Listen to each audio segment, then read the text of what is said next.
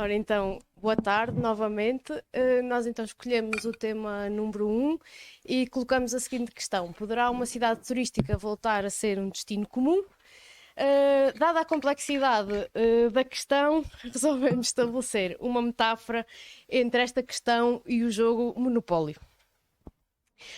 O turismo é um ciclo cheio de erros, assim como a primeira vez que jogamos Monopólio cometemos vários erros. Iludimos-nos com o dinheiro, investimos loucamente em hotéis, casas e terrenos, sem nos lembrarmos que basta darmos um passo em falso e entrarmos na casa do adversário para perdermos tudo.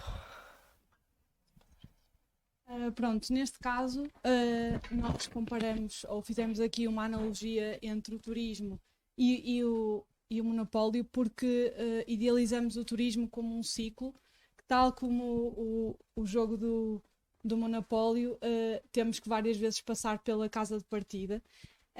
E neste momento nós imaginamos a chegar à casa de partida, já com os nossos investimentos feitos em hotéis e em grandes infraestruturas, terrenos, etc.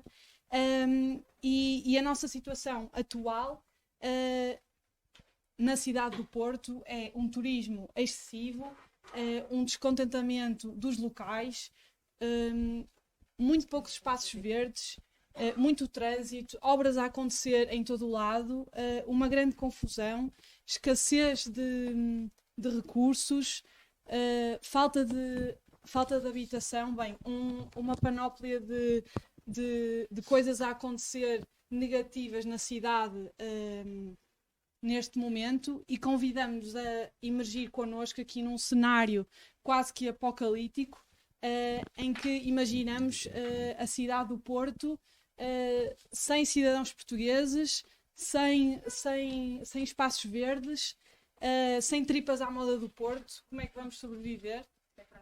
Sem francesinhas, e por isso passo a bola. Portanto, o que nós imaginamos é, voltamos à casa de partida. Na casa de partida nós vamos reiniciar, dar um passo atrás e pensar o que é que podemos fazer para seguir em frente outra vez. Aqui várias coisas nos surgiram. Uma delas é, como várias cidades pelo mundo fora já estão a fazer, que é limitar a entrada de turistas dentro da cidade. Isto permitiria controlar os nossos recursos, que já estão a ficar escassos. Permitia-nos voltar ao centro da cidade, já que a maior parte dos nossos locais tiveram que sair, e eu falo por experiência própria de família, e permite que a população em geral consiga voltar a ter a sua cidade de volta. Isto permitiria-nos, de uma maneira geral, ter mais controle sobre a cidade, o que nos pode ajudar a evoluir a cidade. Ou seja, um turista não quer vir ao Porto e ver um Porto esburacado em obras e sem condições por todo lado. Com menos turistas, a população não se vai queixar, diria eu, se tivermos a fazer obras de melhoramento da cidade. Por exemplo, no trânsito, nós temos um trânsito horrível no Porto. Eu hoje demorei 45 minutos para chegar de Matosinhos aqui. É impensável. Os transportes públicos não conseguem também dar vazão a esta necessidade porque também estão presos no trânsito. Se houver menos turismo, menos turistas na nossa cidade, vamos conseguir controlar isso. Vai haver menos trânsito necessariamente, porque, por exemplo, eu posso falar os Ubers. Hoje em dia nós vemos mais Ubers aí do que carros pessoais. Não vai haver necessidade de haver tantos Ubers na cidade, o que vai permitir que as pessoas consigam livremente andar pela sua cidade, e vamos conseguir introduzir sistemas usando a tecnologia de forma a que consigamos controlar um bocado os nossos espaços. Eu gostaria de fazer uma pergunta. Até que ponto é que é lógico termos hotéis de 5 estrelas, todos XPTO, todos muito bem decorados, na cidade do Porto? Até que ponto é que isso não tira a autenticidade à cidade do Porto? E eu, se calhar, se quisesse ir para um hotel todo cheio de eu se calhar não escolhia a cidade do Porto para visitar. Ia para as Bahamas, ia para Punta Cana. Pronto, peço desculpa, Sr. Diretor. E depois, outro ponto interessante, até que ponto é que nós não devíamos criar ações de sensibilização para dar a conhecer aos investidores o nosso interior? Criarmos hotéis, alojamento, habitação no interior. Temos sítios tão bonitos, temos Macedo de Cavaleiros, temos o Alentejo, temos... sei lá, não me estou a lembrar de mais nenhum porque estou nervosa. Porquê o Porto? O Porto já está completamente lotado. Porquê Lisboa? Porque não Viana? Porque não Lamego? Porque não... Ok, o Algarve nem vou falar. Sinfãs. Por exemplo. Era um bocadinho voltarmos atrás e termos tempo de reconstruir a cidade de uma forma mais sustentável, mais verde, para depois conseguirmos receber os turistas de uma forma mais autêntica, porque os turistas hoje em dia também procuram uma experiência mais autêntica e acho que hoje também já não conseguimos estar a dar isso porque nós próprios estamos a perder a autenticidade. E basicamente o lema do nosso trabalho e o que nós vos queríamos passar era voltar atrás para não repetir, aprender com a história, para não repetirmos os mesmos erros. E pronto, acho que basicamente é um bocado por aí. Terminaram? Sim. Obrigadíssimo. Salva de palmas para o grupo de gestão e produção de cozinha. Vou dar a palavra ao júri para fazerem algumas perguntas.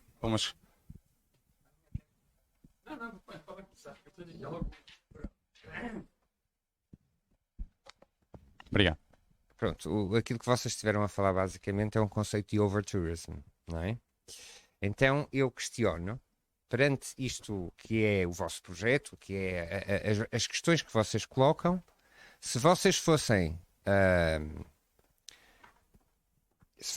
proprietários de uma unidade ou de várias unidades da cidade do Porto que finalmente está a dar dinheiro, vocês optariam por sair? Força. Em primeiro lugar, esse é precisamente o problema. É essas unidades hoteleiras estarem a controlar as cidades. Já nada é nosso. É de quem tem dinheiro e os que não têm têm que se manter com o que lhes dão. Essas unidades hoteleiras podem perfeitamente investir no interior do país, podem ser criadas regras para que haja um limite até onde é que eles podem ir dentro da mesma cidade para os levar para o interior, porque essas unidades hoteleiras têm a capacidade e o marketing para levar esses turistas para o nosso interior. Por que não o fazer? Como a Rita disse, temos cidades extremamente bonitas pelo país fora que não são exploradas dessa maneira. Portanto, eles têm o dinheiro, têm a possibilidade, é educar essas pessoas de maneira a que eles consigam ir mais longe também. Não é só educar-nos a nós que estamos numa fase de aprendizagem, é ensinar aqueles que supostamente já o sabem a ir mais longe. Acho que é um bocado por aí. E acho que a sua pergunta é pertinente, mas acho que é o que temos estado sempre a fazer, que é pensar no agora sem pensar no futuro. E o que nós estávamos aqui a tentar fazer é pensar um bocadinho no futuro, porque não é sustentável continuar com o nível de investimento que tem sido feito e da forma como tem sido feita nesta cidade. Que dados científicos concretos é que vocês têm para fazer essa afirmação? Digamos na cidade. Não, viver na cidade é uma coisa. A capacidade da cidade de aguentar mais investimento é outra. Que idade é que tem? 29. 29. 24. Há 20 anos atrás era impossível andar no centro da cidade do Porto num dia de semana, à noite. Sim, mas nós não... Acabar. Era completamente impossível. Hoje a cidade, temos muitos turistas, claro que temos, não é? Mas quem é que pagou esta remodelação? Quem é que suportou os custos de nós termos uma cidade como qualquer outra cidade? Madrid tem obras, Paris tem obras, Londres tem obras, todas as cidades têm obras. Até como o aeroporto, estamos sempre em obras. Portanto, há custos de viver na cidade que são claramente decorrentes daquilo que é a resposta da cidade enquanto destino turístico ou destino de visitantes para fazer face a essas necessidades e essa necessidade. Eu acho que vocês correr um risco muito grave, que é o achismo. O vosso pensamento não tem uma base científica por trás disso. Tem uma experiência que vocês entendem que é possível de ser alargada a todos os outros. Não é. Eu não quero ir passear. Eu, se vivesse em Paris, não queria visitar Macedo de Cavaleiros. Quero lá saber de Macedo de Cavaleiros. Quero ir ao Porto, onde tenho vinho do Porto, onde tenho futebol do Porto, onde tenho tripas, onde tenho mar, onde tenho uma série de coisas, onde tenho um acesso ao fim de uma hora e meia. É isso que eu quero. Vocês limitaram-se a analisar o problema na vossa única perspectiva. Segundo a qual nós teríamos que fechar as cidades e teríamos que obrigar os turistas a ir passar férias onde nós entendemos que eles têm que passar férias e não onde eles querem passar férias. Ninguém gosta de passar férias onde nos manda. Nós passamos férias onde queremos, com o dinheiro que ganhamos e que fazemos. Portanto, aquilo que vocês estavam a dizer, pura e simplesmente ia fazer que ao fim de muito poucos meses, eu não estou entendido nessa área, mas em poucos meses nós deixaríamos de ter turistas porque ninguém queria ir para onde vocês achavam que podiam ir. E, portanto, é um risco muito grande nós generalizarmos as coisas com base na nossa opinião. Senhor Doutor. Deixem-me acabar. O número de hotéis que existe na cidade, todos nós podemos achar que é elevado e que temos muitos turistas e que não temos muitos turistas. É sempre uma questão de capacidade de carga. Se vocês se informaram, por exemplo, existe no Porto uma organização do território da própria cidade que diz onde é que se podem neste momento construir ou não construir hotéis. Okay? Onde é que pode haver alojamento local, onde é que não pode haver alojamento local. Existe um mapa de densidade. Nós não nos podemos concentrar só nos aspectos fulcrais da questão. Ou seja, a pergunta, vocês não responderam à pergunta. Porque a pergunta que vocês colocaram era: podiam as cidades voltar a ser aquilo que eram no início? Não, não podem. A resposta é só uma: não podem. Porque o homem não regride. O homem evolui. Agora evolui umas coisas em sentido positivo, noutra, e para outros num sentido negativo. Mas aquilo que nós temos é uma cidade que é muito mais fácil, apesar de todas as dificuldades que nós sentimos de trânsito, de transportes, de acessos. Mas é o custo de se viver numa cidade. Há sempre essa opção. Quem não gosta de viver na cidade, vai viver. Por um outro lado, com os custos. Agora, não podem é ter essa atitude de dizer: vamos bloquear. Eu até tomei nota, mas podemos responder ao que está a dizer. Já vou responder, só estou a terminar. Turismo excessivo, descontentamento dos locais. É que com que base? Onde é que neste momento existe um estudo que nos permita perceber que as pessoas não gostam de viver no Porto ou não gostam de viver não é as pessoas que não gostam de viver no Porto. E os recursos, espaços verdes. Ainda ontem foi lançado pela Câmara do Porto. Eu não estou a fazer política, estou só a dizer aquilo que está a acontecer e que é importante que as pessoas saibam. Ainda ontem foi lançado pela Câmara do Porto um plano de rearborização da cidade. São 500 e não sei quantos quilómetros de ruas que vão ser rearborizados. Neste momento já estão cerca de 200. O que está a acontecer é que a cidade muda. A cidade há 20 anos atrás era uma coisa, há 40 anos atrás era outra, e não tinha nada a ver com isto. E em alguns casos era. Mas não é o nosso morar. É porque uns moram num sítio, outros moram noutro. Sim, doutor, mas ouviu o que a Leonor disse de fizemos um cenário, é uma hipótese, não é um cenário real, não estamos aqui se existe. A Leonor até propôs o facto de o Porto já não ser do Porto, o Porto pertencer a tudo menos aos tripeiros. É um cenário apocalíptico. Assim Tanto é que se ler a pergunta... Mas se ler a pergunta ao tema que nos deram. Resposta à pergunta que vocês colocaram. Mas leu o tema que nos deram? Essa é que pergunta. Mas nós não é possível voltar atrás. Nós não sabemos que tínhamos que voltar atrás. É possível aprender com aquilo que fizemos até agora, com os erros que vemos a acontecer e que têm impacto no ambiente, inclusive, para evoluir de forma diferente. Implementar algumas medidas que nos deem algum tempo e espaço para podermos rejuvenescer e implementar novas medidas que melhorem a qualidade de vida de quem nos visita, a nossa qualidade de vida. Tivemos a rua fechada quantos meses? Mas não é. Estiveram a fazer na rua. Doutor, mas diga-me uma coisa. O doutor tem casa no Porto? Mora no Porto? Mora no Porto. Eu não consegui, eu neste momento, e mesmo saindo desta escola, eu saindo desta escola e indo trabalhar, nunca na vida vou conseguir viver no meio da minha cidade. Porque é impossível com os preços que se praticam na cidade. É isso que nós estamos a falar. Assim os preços praticam-se devido... Diogo, só um bocadinho. Das cidades deixarem de ser destinos turísticos, que é aquilo que vocês estão a propor. Mas nós, por isso é que nós falamos do Porto. Tornamos o Porto uma cidade atrativa, o nosso objetivo é tornar outros destinos portugueses tão atrativos como o Porto e descentralizar o Porto, Lisboa, as grandes cidades. Pronto, mas lá está, isso era o que vocês pediam e nós continuamos a pedir o mesmo. É isso que nós estamos a falar. É aí que nós temos de chegar. Vão de encontro às necessidades. Bem, eu acho que o tempo está a ficar um bocadinho escasso. Já passámos aqui um bocadinho. Então vamos só ouvir a pergunta do Dr. Kevin. Aquilo que vocês propõem como estratagemas para impedir que o Porto sofra de overtourism. Diogo, vou-te pedir que respondas e depois finalizamos, está bem? Obrigadíssimo. Sim. Nós temos um exemplo de há bem pouco tempo. Amsterdão fez isso. Amsterdão limitou a quantidade de turistas que consegue ter na cidade. Porquê? Amsterdão estava a sofrer exatamente o que o Porto está a sofrer. Overtourism. E limitando a quantidade de turistas que entraram na cidade, estão a conseguir voltar a ter controle sobre uma cidade que já não era deles. Que é o que está a acontecer com o Porto. Nós temos muitos investimentos, agora se calhar até algum controle, mas não houve controle até agora.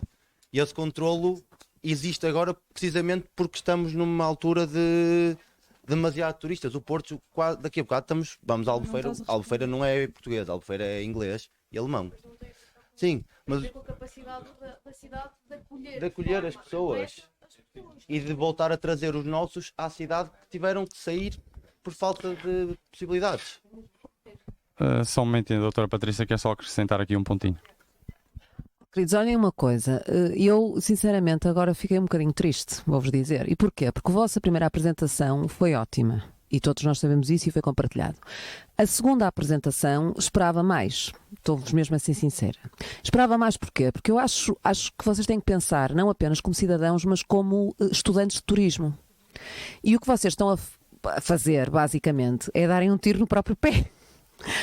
Reparem, deixem-me acabar. Eu sei que nós também já tive essa idade e também já fui igual, às vezes ainda sou, está bem? Reparem, se nós estamos num processo de crescimento e num processo de mudança, como o Dr. Paulo Vaz disse, como o Dr. Kevin também enumerou, nós estamos num processo de mudança, ainda nada está perfeito, mas as coisas vão ficar melhores. Agora, vejam o caso de Florença, 400 mil habitantes, 1,5 milhão de turistas por dia. Vejam o caso de Londres, vejam o caso de São Paulo, 22 milhões de pessoas por dia. São as cidades que têm um average room rate e um average rate per person mais elevados do mundo. Isso permite fazer outro tipo de investimentos, permite criar outro tipo de emprego, permite fazer uma série de coisas e até permite que as pessoas, estando no Porto e vindo ao Porto, se lhes for divulgado uma sede de cavaleiros, consigam arranjar alguma curiosidade para ir lá. Pensem nisto a longo prazo e não a curto prazo. Só uma história para acabar. Eu sempre vivi no centro da cidade. Sempre fui defendora pró-baixa. Há 20 anos atrás... há 25 anos atrás, eu não conseguia sair às 11h30 da noite porque tinha medo de ser assaltada. Tinha um grupo de prostitutas à minha porta, que é no centro, mais centro do Porto, a decidirem despedidas de solteiro. Quando eu tinha que entrar em casa, tinha que pedir com a licença. E acreditem que era uma das ruas mais badaladas hoje em dia que vocês conhecem. Outra coisa, atenção, porque turismo leva a turismo. Portanto, se vocês puserem um ponto final agora na situação como está, se acharem que o Porto não recebe turistas, se acharem que é melhor limitar o número de entradas, etc, a imagem que vão projetar não é uma imagem de acolhimento e de hospitalidade, não é uma imagem de arte de bem receber. Está bem? Portanto, por favor, pensem nisso com carinho. Podem começar a apresentação. Can touristic business benefit from the local communities? We do believe yes, massively. It's a yes for us. And not always been like that, but nowadays we do believe. And we have an example. We're going to do a small role play just to show a little bit of that the idea that it is or it is not. So we have Senhora Alice and his grandson, Chicão. As minhas costas. Chiquinho, ó, estamos na Ribeira, já te disse que aqui tem que ser Chicão. Ai, tá bem, já estou com as suas manias. Ai, agora olha, falam-me todos em inglês aqui sempre que estou a passar, que ir à tabernada está-se bem e não posso, está tudo caríssimo, já viste estes preços? Tudo por causa destes turistas. Está tudo infestado. Vão para a Boa Vista, tem Matosinhos também a praia lá e a Foz e tudo mais. O que é que andam todos aqui? Caramba, Outra vez essa conversa. sério, Não até os temos essa transportes. Olha, venho assim da casa da doutora Pinto Leite e venho para cá no 500 e está tudo infestado de turistas. Não consigo andar lá. Mas já tivemos essa conversa. Bom, não vês que quantos mais vêm para cá, mais lojas abrem, mais postos de emprego, competitividade entre os vários empregos para terem as condições salariais que nós queremos e que nós procuramos. Dá mais conhecimento das nossas regiões, as regiões mais desconhecidas de Portugal, não só para nós, mas também para eles, para os estrangeiros, para turistas, para toda a gente. Isso é verdade, é verdade. Pois, eu sei que é verdade, eu estou-te a dizer factos, não estou a dizer nada. E dá a conhecer, acima de mais, os nossos costumes e tradições que a minha avó, toda a gente, da sua faixa etária, prontos, é importante transmitir. que lutaram tanto para mostrar, para ser conhecido, para o nosso país ser conhecido. Eles lutam diariamente para isso. E falam do transportes. Já viu as obras que estão aqui a acontecer na cidade? Pois é, a dona Fernanda bem me falou. Não é obras só Eu não porque tenho sim. visto. Eles não querem destruir o chão só porque sim. É para criar metros, para criar mais infraestruturas, para poderem sair daqui da nossa ribeira, ir para lá para cima para a Boa Vista, que aquilo passas lá vazio, aqui cheio. Mas com os metros eles vão poder para lá, a linha da Galiza passa lá ao lado. É sair 2 minutos, estão lá a pé. E para além disso... Está bem, Chiquinho, Chicão. Pronto. Agora falando um pouco do que é promover o interior de Portugal, principalmente, vamos falar de um grande pioneiro que aconteceu na nossa história em Portugal, António Ferro. Ele foi o primeiro-ministro de Salazar e foi também, como eu já disse, um grande pioneiro na área hoteleira, precisamente porque ele viu um grande potencial naquilo que era o clima, a hospitalidade, a arquitetura e a gastronomia de Portugal e quis exatamente promover isso, criando em 1940 as Pousadas de Portugal. As Pousadas de Portugal têm, hoje em dia também, como objetivo fazer com que os turistas vão visitar as pousadas que ficam nos diferentes cantinhos do país e promovam principalmente todos os locais e os negócios criados diretamente e indiretamente ligados a essas pousadas. E pronto, e nós por acaso temos aqui um exemplo da pousada do Mosteiro Crato e temos 34 outras pousadas espalhadas ao longo do país. Entretanto, falamos dos festivais. Os festivais também são uma fonte de rendimento, por exemplo. Oferecem emprego, lazer e isto também faz parte do turismo. Portanto, o turismo, como os nossos colegas falaram, trazem algumas coisas negativas, nós temos tendência em ver as coisas positivas. Temos exemplos arquitetónicos, o Bolhão, por exemplo. Temos outros monumentos na cidade do Porto que foram reconstruídos. Temos muitos negócios continuamente a proliferar. Temos emprego. E aí sim nós dizemos que vale a pena, há um benefício muito direto no turismo. Portanto, eu tenho uma grande questão. Quem é que daqui do público e do júri já ouviu falar de Paredes de Coura só pela terra de Paredes de Coura?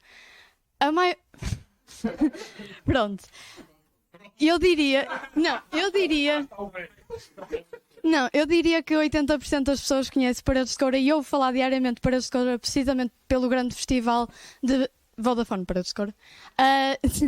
E também Vilar de Mouros, que é na região, e também é precisamente a quando destes festivais é uma questão de promover os negócios locais, os restaurantes, os supermercados, também o alojamento. E pronto, a quantidade de gente que se vê aqui para uma pequena terra, vê-se precisamente o impacto que pode ter na economia destas pequenas terras. Portanto, há um benefício direto.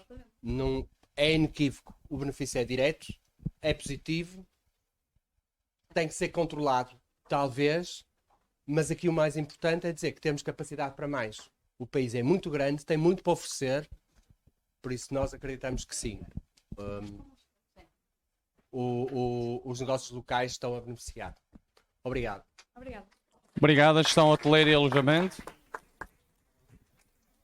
Passo a bola para o júri, se tiverem alguma questão.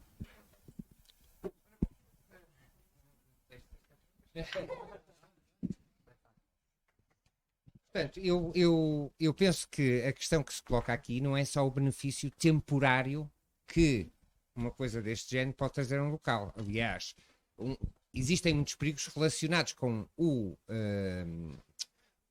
benefício temporário que traz a uma localização destas. Nomeadamente que as pessoas não tenham capacidade de resposta ao número de pessoas que venham, e eles vêm durante uma semana, 15 dias durante o ano, o resto do ano, vemos o lixo urbano, por assim dizer, que resta deste tipo de ocupações. Então, a minha questão é, este tipo de benefícios que se procura com o turismo, não é? Para as comunidades, sejam locais ou não sejam locais, deveria ser mais abrangente.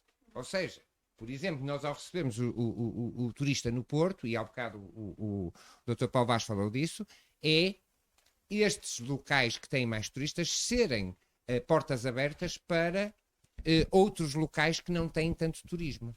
Não propriamente este tipo de avalanche de turismo que acontece quando existem estes festivais, que nem sempre é benéfico para os locais, não é? Portanto, eu acho que a questão que se coloca aqui é de que forma é que se poderá beneficiar as comunidades locais, mas não só do sítio onde acontece um determinado evento.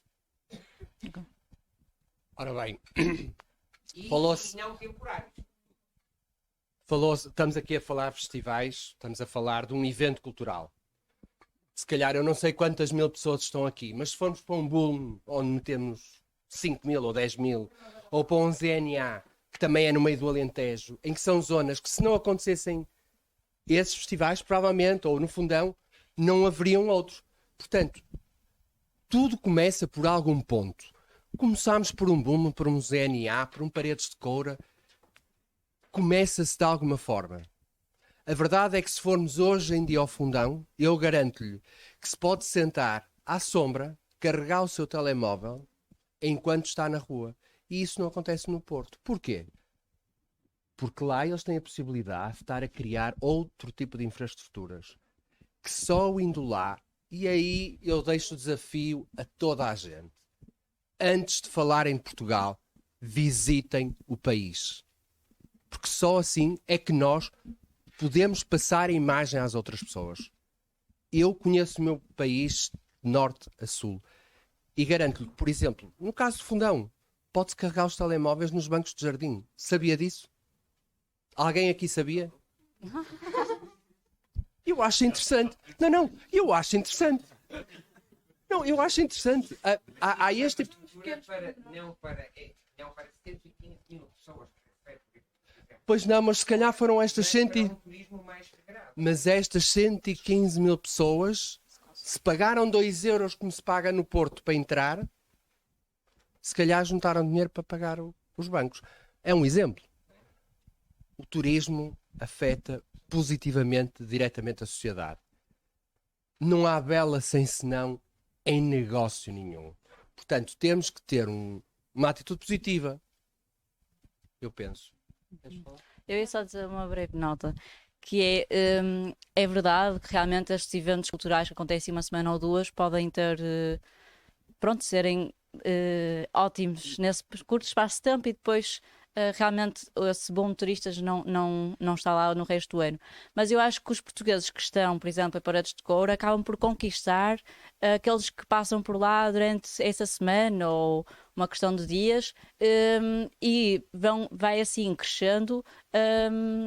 Em termos de negócios, os estrangeiros apaixonam-se pelas nossas terras, nem todos só se apaixonam por Porto e Lisboa. Por isso eu acho que, ok, é verdade, é preferível se calhar uma solução a longo prazo, mas soluções como eventos culturais que são de curto espaço de tempo também são ótimos impulsionadores para enriquecer as cidades ou terras. Para dar a conhecer o interior.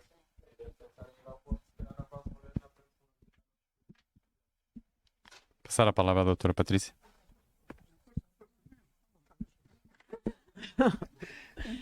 Pronto, só duas coisas que eu queria dizer. Vocês contrapuseram aí duas coisas, não é? Que foi a hospitalidade, a história das pousadas de Portugal, que foram há mais de quase há 100 anos atrás. Já se falava em sustentabilidade através das pousadas de Portugal. Hoje em dia fala-se muito de sustentabilidade.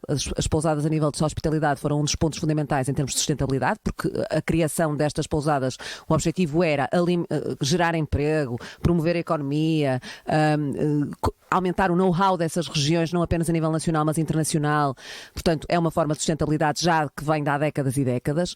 E depois só fazer uma nota, porque eu por acaso não concordo nada com o meu colega Kevin, que está ali. Ainda bem que não concordamos. Porque é preciso perceber, e eu acho que vocês podiam ter focado esse ponto aí, que este tipo de festivais não acontecem só pontualmente. Eles acontecem pontualmente, mas eles demoram semanas e semanas, se não meses, a serem preparados. E exigem a deslocação dessas pessoas que alimentam hotéis, alimentam pequenas lojas, restaurantes, etc., durante muitíssimo tempo. Portanto, é um fenómeno que não acontece pontualmente e se cinja 2 ou 3 dias, mas é um fenómeno que alimenta a região durante, às vezes, semanas e semanas. Era só isso. Está bem? Obrigada. Não sei se alguém tem mais alguma questão. Finalizamos a apresentação. Mais questões? Obrigadíssimo. Gestão hoteleira e alojamento.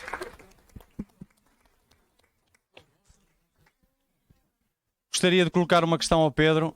É possível carregar o telemóvel e comer cerejas ao mesmo tempo no fundão? É. Pronto, obrigado. O grupo de gestão de turismo escolheu o tema número 2. Não posso, diz-me tudo. Exato. Como as empresas de turismo podem beneficiar as comunidades locais. Não quero... Está quente. Estamos preparados? Boa sorte. Até já. Obrigada. Ok, então olá de volta. Nós somos então o grupo de gestão de turismo. Nós escolhemos o tema número 2, que era como podem os negócios turísticos beneficiar as comunidades locais. Para começar, só aqui um pouco de um exemplar, aqui os tipos de negócios. Então é basicamente muitos dos negócios que se relacionam então aqui com o turismo, não é? Tais como o alojamento, a restauração, as agências, as experiências de transporte, que mais tarde depois beneficiam e dão aqueles power-ups assim, às zonas rurais. Então, para dar já a opinião do nosso grupo, sim, nós somos a favor que os negócios turísticos acabam por beneficiar as comunidades. Demos aqui alguns exemplos, mas basicamente os negócios turísticos acabam por gerar emprego, não só numa área, mas em várias. Dando, por exemplo, o exemplo de um negócio numa área com baixa densidade populacional, se abrir um alojamento, haverá tendência que outras empresas queiram abrir negócios com experiências para acompanhar o alojamento. A procura será maior e acabará por desenvolver mais a zona. O alojamento poderá não ter acesso a fornecedores de grande massa e acabará por contactar fornecedores locais e produtores locais e acabar por vender produto da zona que pode expandir o conhecimento deste tal produto. Aqui temos então como exemplos os festivais, o turismo rural, cruzeiros e o enoturismo. Aqui no caso dos cruzeiros, tanto geram receita. Desculpa. Estamos entusiasmados. Não, por acaso sou eu a começar, vou falar também dos festivais.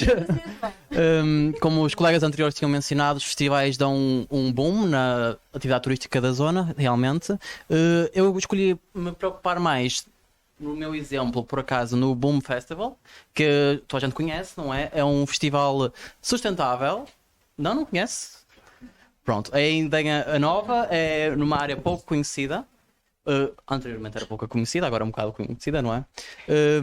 E é um festival totalmente sustentável que promove a espiritualidade, promove o conhecimento da área. Lá dentro tem vários tipos de experiências que pode fazer, desde massagens, escultura, tudo.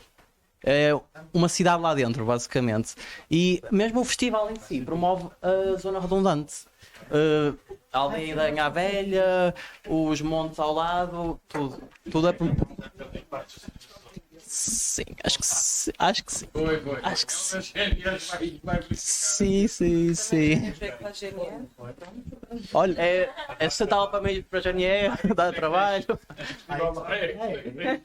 Sim. Ele vai ser o tipo de team building este ano, é lá. Pronto, olha, dá emprego também. Pronto.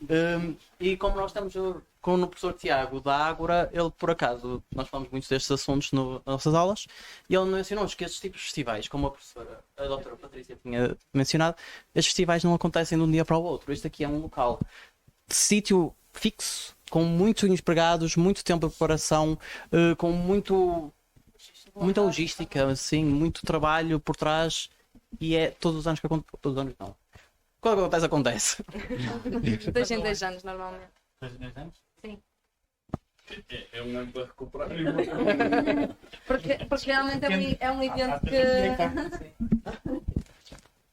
Ok, já então aqui para o turismo rural, claro que o turismo então dá aqui uma grande fonte de desenvolvimento às nossas áreas rurais, quer como impacto financeiro, também como a melhorar a qualidade então da vida dos nossos residentes. Eu dividi então aqui em 6 pontos de impacto. A geração de emprego e de renda, esta geração divide-se então diretamente com a criação de postos para os estabelecimentos turísticos, não é? E indiretamente com também uma branca, peço desculpa, ok.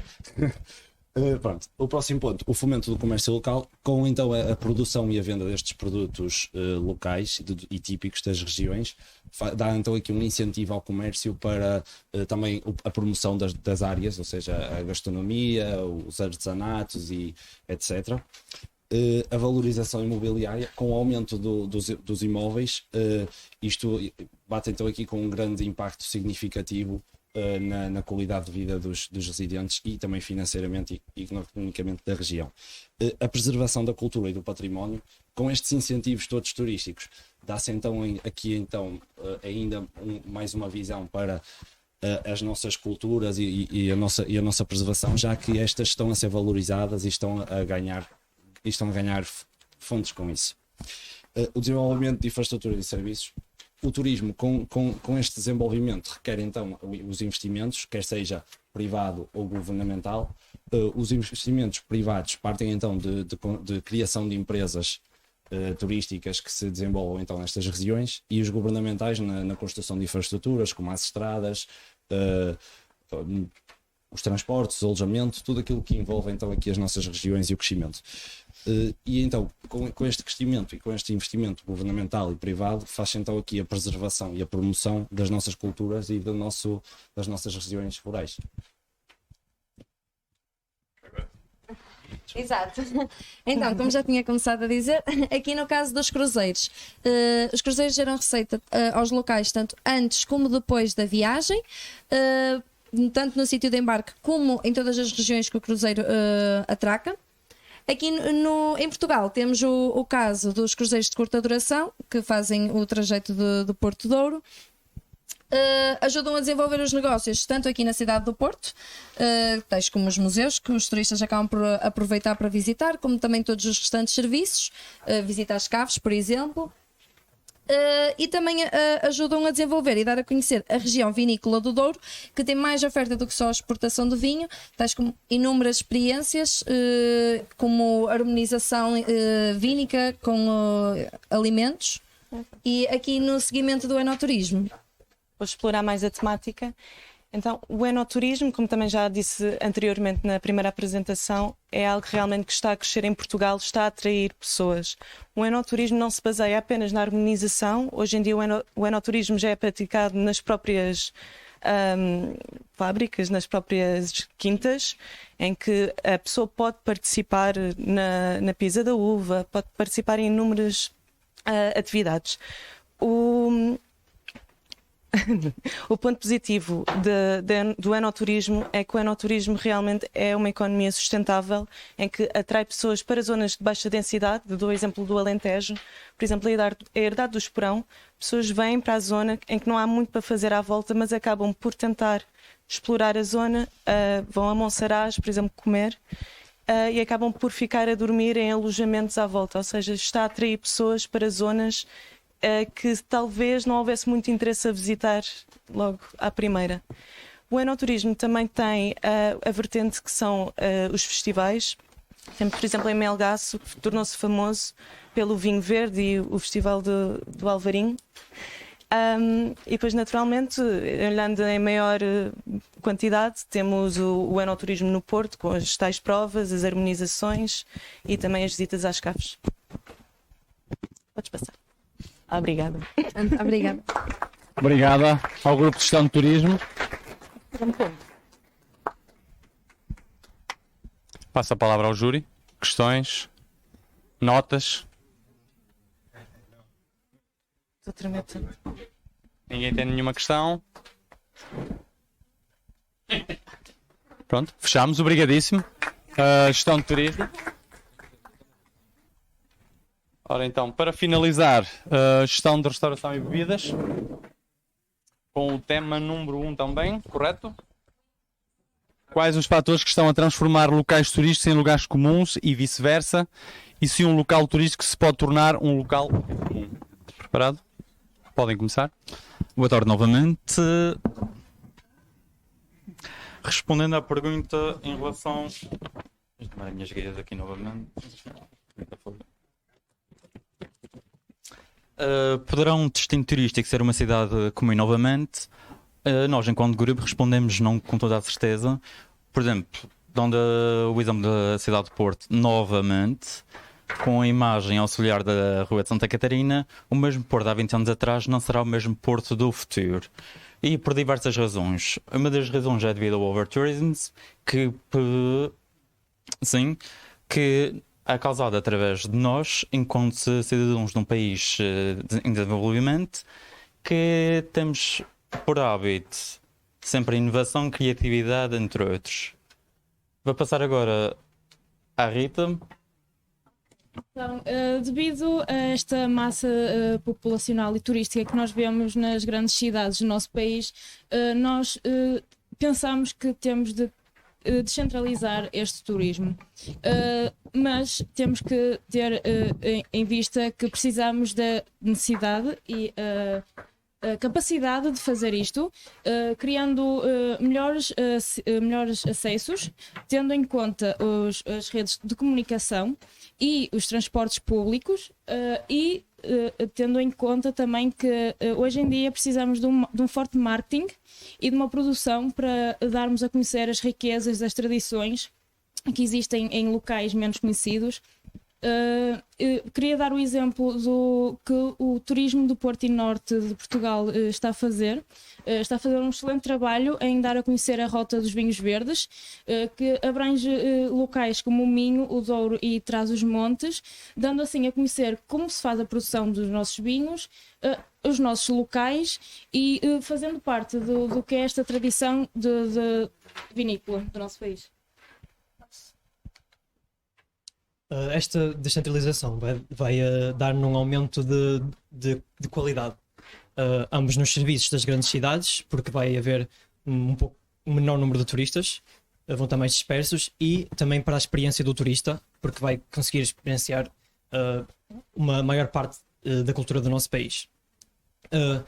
As grandes cidades são essenciais para o turismo, não podemos impedir turistas de cá chegar, devemos incentivar, porém essas grandes cidades deviam ser um acesso e deviam-nos promover o interior do nosso país, usando as grandes cidades como um receptor. Finalizando e também de encontro um bocadinho à pergunta inicial, nós somos os atores desta mudança. Nós, enquanto trabalhadores do setor, nós, enquanto consumidores também, porque qualquer um de nós também acaba por ser um turista, mesmo na própria cidade, no próprio país, mas também quando vai visitar fora. Portanto, nós colocamos aqui uma questão que eu também acabo por dar um bocadinho uma resposta, embora não exista uma resposta para isto, que é: existe um mau turismo?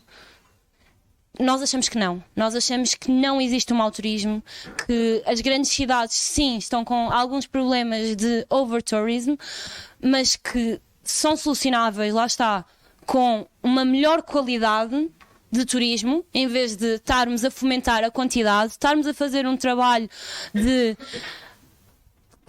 dar um marketing a Portugal inteiro e não só às regiões que já estão mais conhecidas, Porto, Lisboa, no caso do Algarve, por exemplo, dou um grande exemplo que para mim, infelizmente, toca-me, que são os Açores.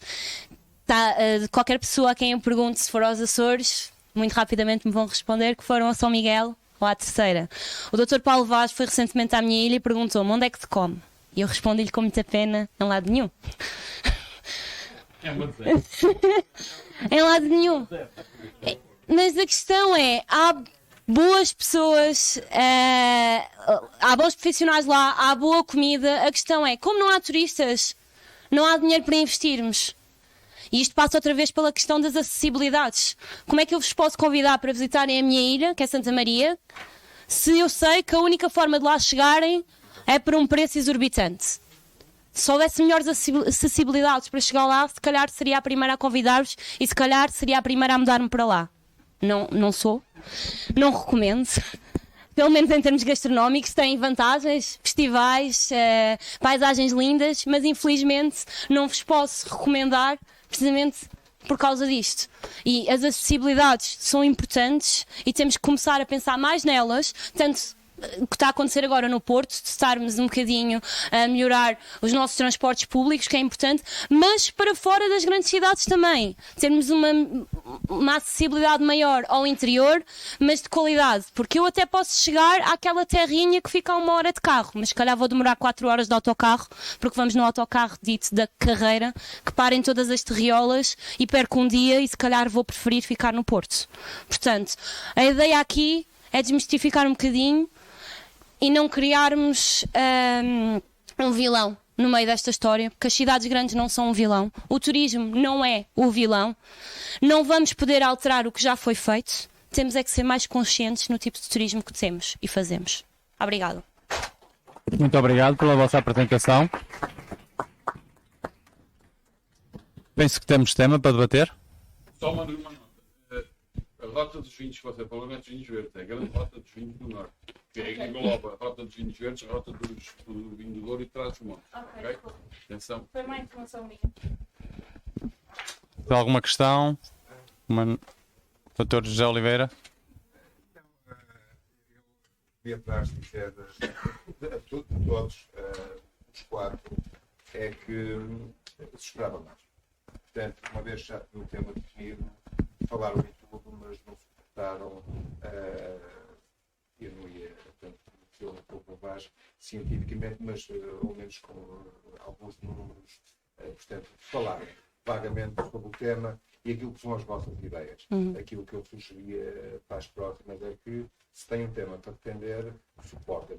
Não tem muitos números, mas com alguns que tenham, porque vocês falaram e visto Tenho atenção ao conceito do futuro. No dia em que ele se esvaziar, a Ryanair se calhar pensa em popular e nós aí é escandal. Sim. Nós... Obrigado, Dr. José Oliveira. Não sei se mais alguém quer dizer alguma Eu gostava só de dizer uma coisa bastante rápida sobre esta questão do overtourism.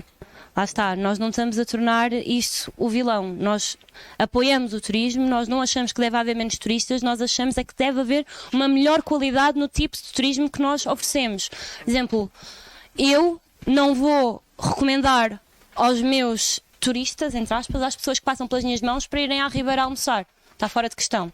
Sabemos que são preços exorbitantes e que a qualidade... Eu posso lhes dizer na mesma, infelizmente é a realidade. Mas nunca se esqueçam disso. Posso... A questão é, são preços exorbitantes com qualidade que se calhar não é assim tanta. Nunca se esqueçam disso. A sua perspectiva, a minha perspectiva pode ser até barato mais, até achei barato, até lá volto, até lá mando. Aqui falamos na perspectiva do português. Eu não falo da perspectiva. Tem tantas perspectivas quanto 10 milhões de portugueses.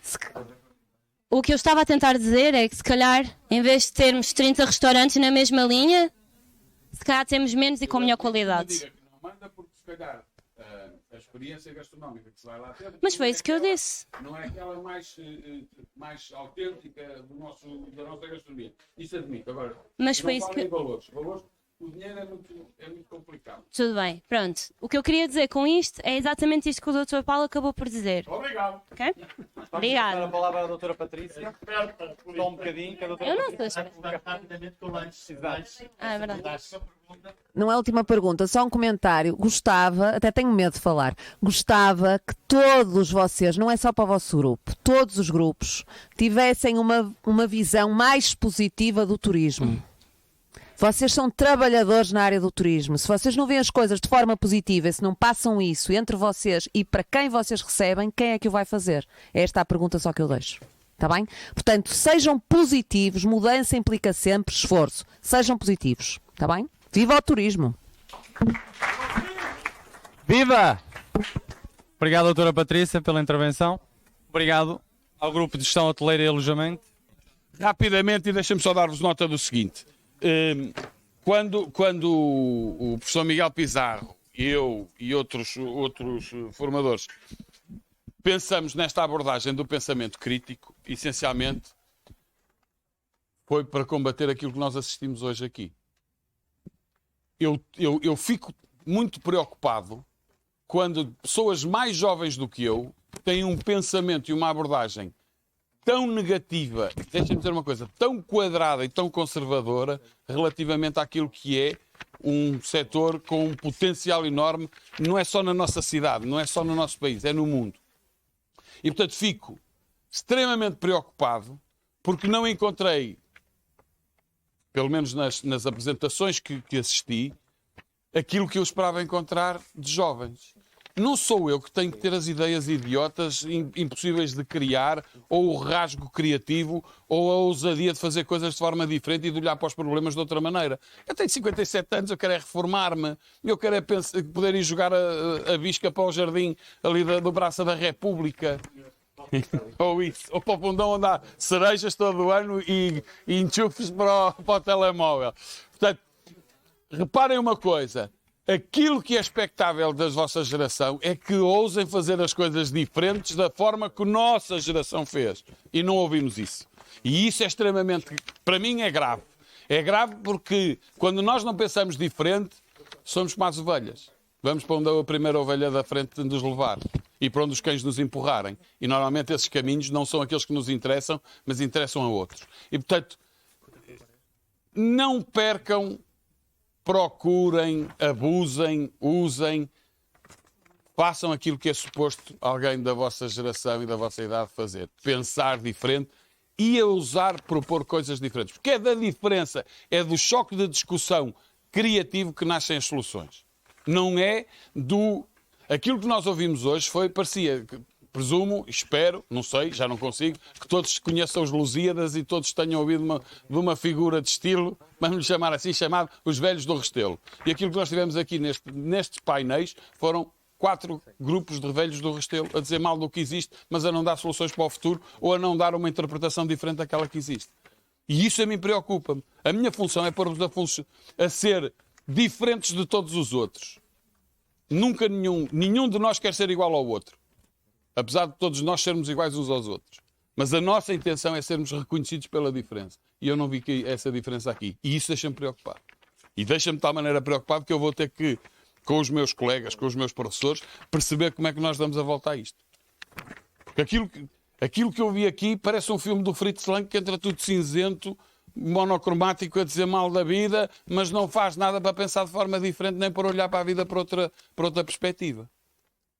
Não podem contar que seja um velho de 60 anos a fazer isso por vocês.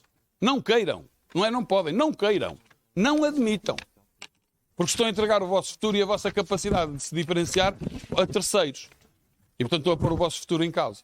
Portanto, com uma nota positiva, aprendemos hoje que aquilo que vivemos aqui não nos serve, não nos interessa. A partir da manhã começar a pensar de forma diferente e não ter nem medo, nem vergonha de dizer coisas diferentes e de fazer propostas. Podem ser ridículas, podem ser absurdas, podem ser estúpidas, podem ser brilhantes. Porque é isso que nós queremos. Sem tentar, não conseguimos. O não está sempre garantido. É a nossa base, é a nossa premissa de partida. Portanto, se não for não, é sempre alguma coisa construtiva, é sempre alguma coisa a mais. Não deixem de usar isso, não deixem de usar a energia que supostamente, ou que é suposto terem com a idade que tenham. Não esperem que seja eu que a tenha, porque eu já não recarrego a pilha, nem no fundão consigo recarregar a minha pilha com a mesma força e com a mesma rapidez. Portanto, bom trabalho, obrigado pelo vosso trabalho, obrigado pelo vosso esforço, mas é preciso nós termos a noção de que quando as coisas não correm bem, alguém nos tem que chamar a atenção. E hoje as coisas não correram bem. Ok? Passo ao Miguel. Não, passas a minha vez aqui. Ai, vou ali com o Miguel. Não vou comigo. Já agradeci. Foi a primeira coisa que eu disse, que agradeci ao Miguel, e quando pensamos este esforço, foi exatamente nesta perspectiva de ter pensamento diferente daquele que é o mainstream. Discussão. Ok, muito bem. Vamos lá. Obrigado e continuamos para bingo. Para o ano é melhor. Desde já agradecer. Deixa-me só bater palma. Obrigado, para aí, não. Onde é que eu deixei a minha caneta? Já pedi outra vez a minha caneta. Faz.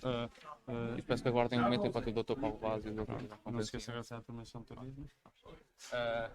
Desde já quero agradecer não só aos mentores e aos participantes, também como ao júri e ao Dr. Paulo Vaz pelas palavras finais. Peço só que aguardem um instante enquanto o Dr. Paulo Vaz e o Dr. Pizarro conferenciam lá fora durante um instante. Quero também agradecer à minha turma que ajudou a organizar o evento, juntamente com o professor Pizarro, e creio que seja isso. Peço só, de facto, que aguardem um momento enquanto estão a acabar de apurar os resultados. Obrigado.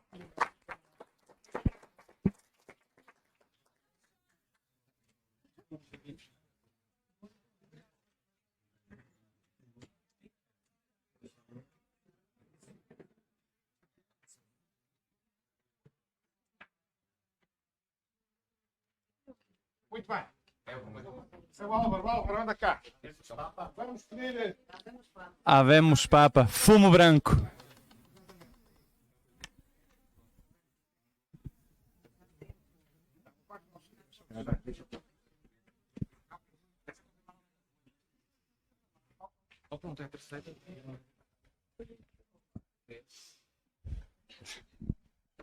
Vou fazer como a CMTV. Segundo, primeiro. Vamos lá. Vai fazer o anúncio. Não, é o primeiro. Senhor Kevin, entregar o prémio ao terceiro classificado. Pode ser? Obrigado. Passar o microfone ao velhote. Gostava de chamar o Sr. Dr. Kevin aqui ao palco para entregar aqui os prémios. E então, o terceiro classificado foi a turma de Gestão do Turismo.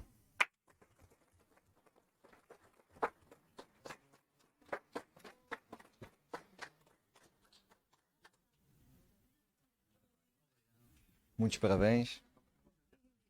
Muitos parabéns. Alvarinho. É vinho? Ah, está-se bem. Ganhamos. Que é isto? Igual ao género não existe? Igual ao género não existe? O que é isto? Uma grande salva de palmas para o terceiro classificado, Gestão de Turismo. Parabéns. Ok, era isso que eu queria, muito obrigado. Hã?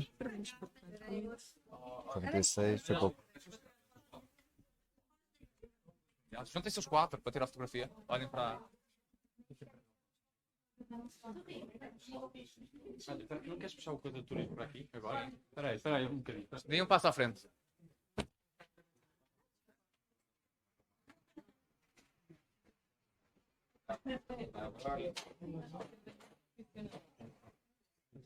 Olha o sorriso. Desculpa. Agora não bebam tudo de uma vez. Podem beber que é para ter ideias diferentes. Mais uma vez, uma grande salva de palmas.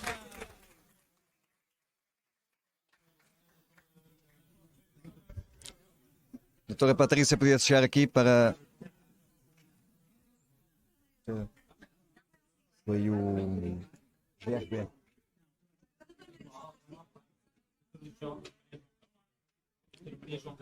Gostava de chamar a doutora Maria João Castilho. para dar o prémio ao segundo classificado. E o segundo classificado é Gestão Hoteleira e Alojamento. Está bem, não.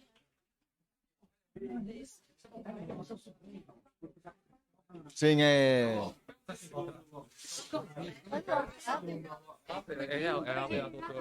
Parabéns. Calma, calma. Não quero cumprimentar toda a gente. Obrigado. Oh, minha, não. Parabéns. Muito obrigado. Não sabem deixar a senhora de primeiro, ou que vergonha. Obrigada.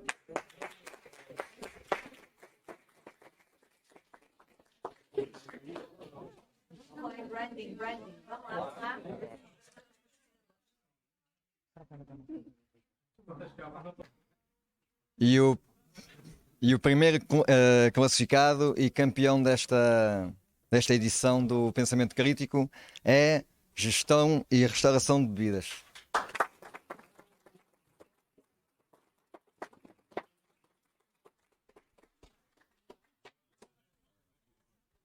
Parabéns.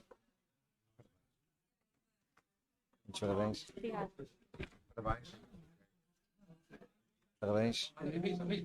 Rita. Muitos parabéns. Muito bem, Rita.